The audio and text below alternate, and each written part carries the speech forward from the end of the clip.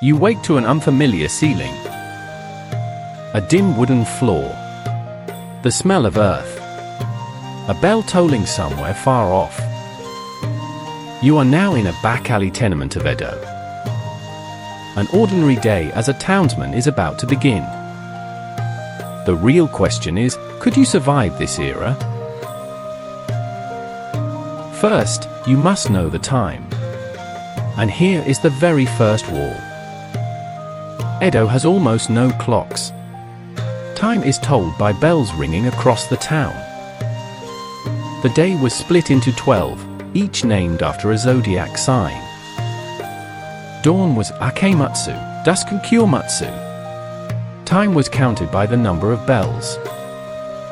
And here, a modern person like you is bound to get confused. Edo's clock divided the day and the night into 6 parts each.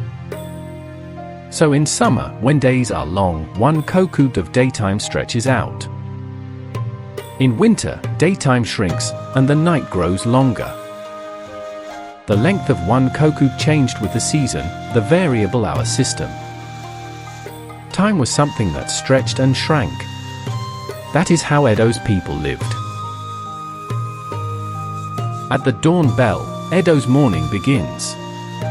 You rise as well. Your home, a 9x2 tenement, barely 4.5 tatami mats. A whole family lives in that one room. Fold the futon, and it's your living room. You head to the well to wash your face, a well shared by the whole tenement. The toilet and the rubbish heap are shared too. There's almost no privacy. And yet, that well side was the very heart of life in Edo. Gossip, settling quarrels, helping each other, it all turned right here. Breakfast, fresh cooked rice, miso soup, pickles. That was plenty. Rice was cooked all at once in the morning, lunch and dinner were eaten cold. After eating, you head into town. Past the gate, Edo's bustle spreads out. Edo's population was about 1 million, one of the world's great cities. More people, it said, than London or Paris at the time. Yet over half the city was land set aside for the samurai. Of that million, about half were commoners, packed into a narrow space. Through the streets, peddlers walk with shoulder poles, crying out their wares. Vegetables, fish, tofu, clams, you could trade without ever owning a shop. You too, with nothing to sell, you won't eat today. So, working in Edo, how much could you actually earn? A skilled carpenter's daily wage bought a little over 1 sho of rice. In today's terms, that's roughly $100 a day. And the prices? A bowl of soba at a stall costs 16 Monday. About $2 or $3 today, no different from a quick noodle stand. A public bath was around 10 won, about $1 now. Lined up like this, life in Edo suddenly feels familiar. But the Edoite did not save the money he earned. Never hold on to last night's coin, that was the Edoite's pride and spirit. Why not save? One reason was fire. In a town that could lose everything in a flash, they chose to live each day with flair. As noon nears, a mouth-watering smell drifts through the town. Edo was one of the first cities in the world to flourish with eating out culture. With so many single men, buying a meal was quicker than cooking one. At the stalls, soba, tempura, and sushi. The sushi of the day was today's nigiri, a quick bite, eaten standing, by hand.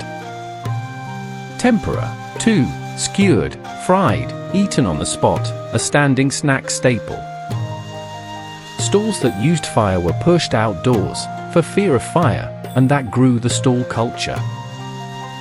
Clutching 16 mon, you slurp a steaming bowl of soba. This is noon in Edo. With a full belly, next comes play. The adult was a genius at having fun. The greatest entertainment was the theater. Kabuki was a craze for the common people. Star actors were the top idols of the age, their portraits sold like wildfire as ukiyo-e. Sumo, too, was wildly popular. People cheered themselves hoarse for their favorite wrestler. Even without money, there's fun at the Yos, laughing and weeping at Rakugo and Tales. Can't buy a book? Borrow one from the lending library. Stories passed house to house. In spring, everyone sets out with lunch boxes beneath the cherry blossoms, Hanami. And when the sun set, some of the men made for the lights of one place, Yoshiwara. Yoshiwara was the sole pleasure quarter licensed by the shogunate, a world apart, walled and moated. Through the great gate, it was bright as day, brimming with music and heat. At its peak stood the Loiran, versed in poetry, calligraphy, dance and tea, a woman of culture. To meet an Oiran took etiquette and a fortune. Even a glimpse was no easy thing. A guest couldn't just pay his way. If she disliked him, he could even be turned away. The Oiran's grand procession through the streets became a sight of the town. But behind the splendor were women bound by debt, in the name of indentured service. Most were sold young out of poverty, unable to leave until the debt was paid. The glittering dream world bloomed atop someone else's lack of freedom. Even amid the fun, the town stirs. When disaster strikes, the kawarabana flies. Sellers run, reading the printed sheets aloud, Edo's version of a news extra. Urgent messages were carried by couriers, Edo to Osaka, a letter delivered in days. But this convenient town rested on a harsh system. At street corners stood guard posts, watching for anyone suspicious. And the 5 neighboring households were bound together as a goningumi. If one committed a crime, the whole group was punished, collective responsibility. So people watched one another. Break the rules, and the punishment was severe. What Edo feared most was fire. Arson was a grave crime, punished by burning at the stake. Fires and fights are the flowers of Edo. Behind the bravado, people lived in dread of flames. At last, the dusk bell rings. Edo's long night begins. When the sun sets, the town sinks into deep dark. The only light is the faint flame of an anden. Oil was costly, so when night fell, people went to sleep early.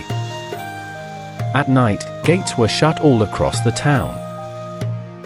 Wander out carelessly and you'd be challenged. Edo's night was quiet and long. You wrap yourself in a thin futon and gaze up at the ceiling. Cramped, inconvenient, watched, yet a life with people's voices close at hand. Saving nothing, living each day with flair, laughing with neighbors, and watching them. That was the ordinary day of a townsman of Edo. So let me ask once more, could you live in this Edo? If you think you could, please take a look at the other videos too.